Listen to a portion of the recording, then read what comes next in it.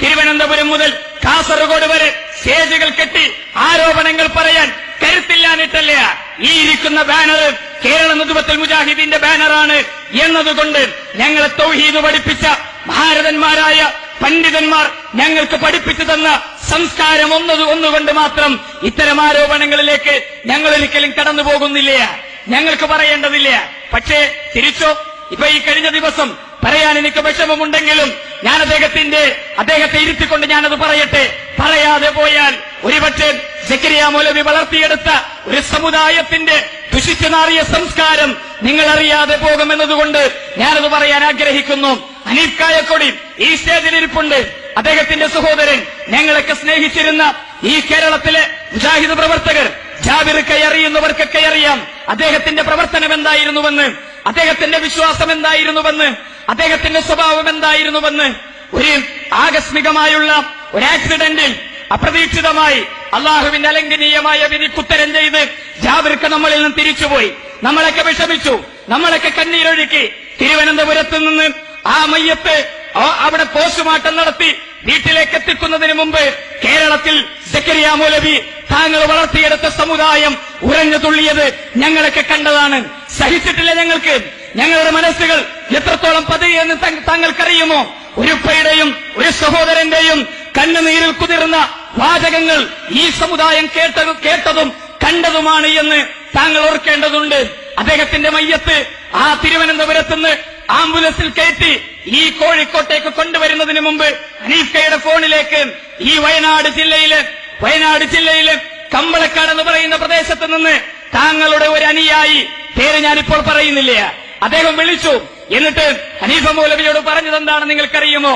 സക്കരിയ മൗലവിയെ കുറിച്ച് പറഞ്ഞാൽ നിന്റെ അനുജന്റെ അനുഭവം തന്നെയാണ് നിനക്കുമുണ്ടാകുക.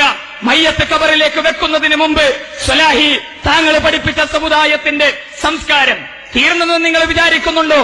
ഇന്റർനെറ്റിൽ MICR എന്ന് പറയുന്ന ഒരു ക്ലാസ് റൂമുണ്ട്. ഞങ്ങളൊക്കെ സ്നേഹിച്ചിരുന്നു, ഞങ്ങൾ ഇഷ്ടപ്പെട്ടിരുന്നു. തൗഹീദിനു വേണ്ടി രാവും പകലുമില്ലാതെ ഉറക്കമൊഴിച്ച് പ്രവർത്തിച്ച ഒരു കൂട്ടം സഹോദരങ്ങളുടെ ആത്മാർത്ഥമായ പ്രവർത്തനങ്ങളെന്ന് ആവേശം കൊണ്ടിരുന്നു.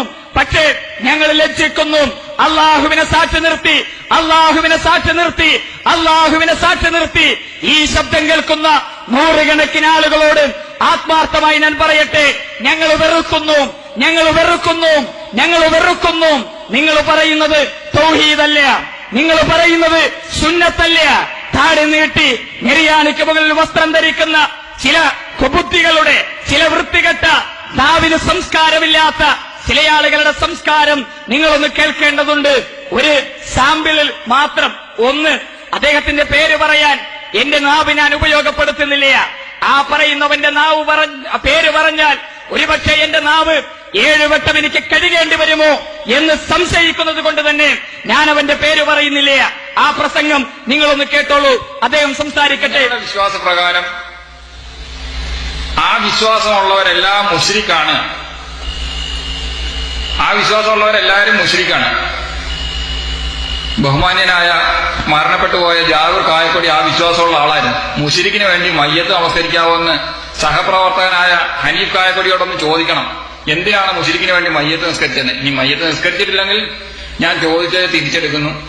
മയ്യത്ത് നമസ്കരിച്ച് കാണും, ആ മയ്യത്തിന് വേണ്ടി ജ്യേഷ്ഠൻ നമസ്കരിച്ച് കാണും എന്ന് തന്നെയാണ് എന്റെ വിശ്വാസം. അതുകൊണ്ടാണ് ഞാൻ ചോദിക്കുന്നത്, നിങ്ങളുടെ വിശ്വാസപ്രകാരം മുശ്രിക്കായ ജാബിർ കായക്കൊടിക്ക് വേണ്ടി മയ്യത്ത് നമസ്കരിക്കാമോ? നിഫാക്ക്, നമ്മുടെ ബഹുമാന്യനായ സക്കരിയ സലാഹി നിഫാക്ക് ചെയ്യുന്നു.